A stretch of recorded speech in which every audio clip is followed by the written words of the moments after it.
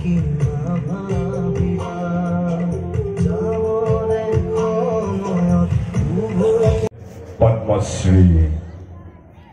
যাদৱ পায়েং ডাঙৰীয়াৰ এখন চিত্ৰ মিল হাতেৰে অংকন কৰা প্ৰদান কৰিছে। যুৱক সংঘই মাতি নিছে, নাহৰৰ যুৱক চামে মাতি আনি পেলাই আজি স্কুলখনো দেখাইছে আৰু বিশেষকৈ তেওঁলোকে যি কাৰ্যক্ৰম কৰিছেতো ভাল কাম কৰিছে আৰু সেইবোৰ কৰিলেও লখিমপুৰ ডিষ্ট্ৰিক্টতো বহুত কৰিব লগা কাম আছে। সেয়া ওপৰত কথা পাতিছোঁ, ডিপাৰ্টমেণ্টৰ লগতো কথা পাতিছোঁ, IS সকলৰ লগতো এইটো গুৱাহাটীত বৈঠক হ'লে লখিমপুৰ ডিষ্ট্ৰিক্টতো বহুত চৰ্চা পৰি আছে। ইয়াত নাথাকিলে কি হ'ব, ইয়াৰ বুকতো আছে নদ নদীৰ মাজত। সেইবোৰ জুবিনৰ নামত যদি ফৰেষ্ট এখন বনাই দিয়ে, সি মৰিও অমৰ হ'ব। তাৰ গানটো শুনি গছৰ তলতে পাৰিম, আমি অক্সিজেন পাম, তাৰ গান শুনি থাকিব পাৰিম। সকলোৱে যদি সেইটো অসমৰ 3,35,00,000 মানুহ সেই আদৰ্শটো লয়, তেতিয়া চিৰসেউজীয়া অসমখন চিৰসেউজীয়া হৈ ৰ'ব। সেইটোকে মই অনুৰোধ কৰিছোঁ আৰু কৰক, সকলোৱে উঠি পৰি লাগক, কাৰণ পৃথিৱীলৈ বহু ভাবুকি আছে জানো বিশ্বখণ্ডত গৈ আৰু সেইকাৰণে মই অসমৰ সংবাদ মাধ্যমো বহুত জড়িত আছে। তাৰ ক্ষেত্ৰত দেখিছোঁ মানে দুখ কষ্ট অনুভৱ কৰা।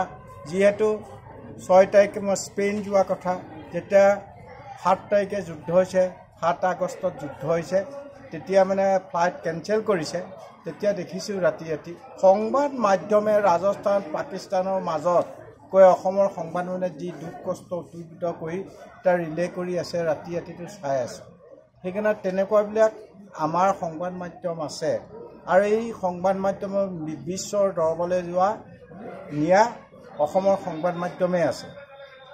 অসমত সেই আৰ্টিকলটো লৈয়ে গোটেই পৃথিৱীৰ সংবাদ মাধ্যমে আজি গোটেই প্ৰচাৰ কৰাৰ কাৰণে মই বিশ্বৰ যিকোনো দেশলৈ আমন্ত্ৰণ কৰে আৰু মই যাওঁ। আৰু সেইকাৰণে সংবাদ মাধ্যমৰ বহুত ডাঙৰ দায়িত্ব আছে। দেশ আৰু জাতিৰ উন্নতি কৰিবলৈ হ'লে অকল সংবাদ মাধ্যমৰ জৰিয়তে কৰিব লাগিব।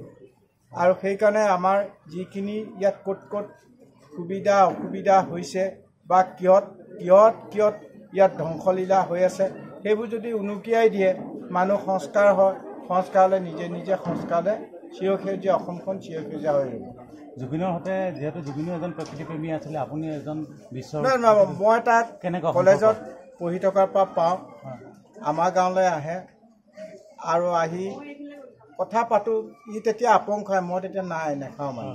মোৰ বয়স বেছি, মই 42 বছৰতে আপং খাবলৈ শিকিছোঁ। বিয়া পতাৰ পিছত 42 বছৰত বিয়া পাতিছোঁ, তেতিয়া আপং খাবলৈ শিকিছোঁ। মই তাৰ আগত খোৱা নাছিলোঁ। সেইকাৰণে সি সাধাৰণ মানুহৰ লগতো খায় আৰু ব্ৰহ্মপুত্ৰৰ বালিত চিট খাই মানে তাতো বালিৰ লগত ওতঃপ্ৰোতভাৱে জড়িত। সি গুণগুণ গান কৰি JB ৰোড হৈ পেলাই চাইকেল চলাই যায়। তেতিয়াৰ পৰা ধৰি তাৰ 50 বছৰ জন্মদিন মই কেক কাটি দিছোঁ, ফিটা কাটি দিছোঁ আৰু গছপুলি ৰোৱা আৰু তাক বিভিন্ন অনুষ্ঠান প্ৰতিষ্ঠান বা অসমৰ বিভিন্ন ঠাইত তাক পাওঁ আৰু এইবোৰ কথা পাতোঁ। আৰু মোৰ লগত মিলিছিল। বিশেষকৈ কি আলোচনা হয় আপোনাৰ লগত? মই অকল প্ৰকৃতিক ভাল পোৱা আৰু সেইকাৰণে সি ভাল পায় প্ৰকৃতিক।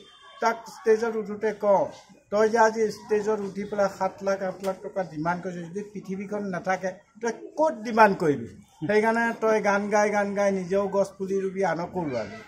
এইটো প্ৰকৃতিক ভাল পাবলৈ শিকিলে গানটো সুৰ মিলাব পাৰিবি। সেইকাৰণে তাৰ ৱাইল্ড লাইফ গড়ে মাকে এৰি দিছে, তাৰ গোটেই গড় পোৱালিটোক ট্ৰিটমেণ্ট কৰাৰ পৰা খাদ্য সামগ্ৰীৰ পৰা ডাঙৰ কৰালৈকে তাৰ দায়িত্ব। সি চব ক্ষেত্ৰত প্ৰকৃতিৰ লগত হয়তো সি আন হোৱালে পইচা লোভত বলিউডত থাকিলেহেঁতেন। সি অসমক ইমান ভাল পাইছিল, ভাল পোৱাৰ কাৰণে সি অসমৰ সাধাৰণ মানুহৰ লগতে আছিল আৰু দুখীয়া নিচলা মানুহক পঢ়িবৰ কাৰণে বেমাৰ হ'লে পইচা দিয়ে, জীৱ জন্তুৰ কাৰণে পইচা দিয়ে। তেনেকুৱাবিলাক তাৰ চৰিত্ৰটো আছিলে আৰু খুব ভাল আছিল। আৰু সি মৰাৰ পৰা যিদিনা ছিংগাপুৰত মৰিছে, সেইদিনাৰ মোৰ সোঁহাতখন নাই বুলি ভাবি লৈছোঁ। আৰু সেইকাৰণে সি যিটো জাতীয় প্ৰেম, 64টা জনগোষ্ঠীৰ একগোট হৈ অসমক একগোট কৰি থৈ গুচি গ'ল। মৰাৰ আগতে একো নাপালে, মৃত্যুৰ পিছদিনাখনে সি সেইটো পাইছে।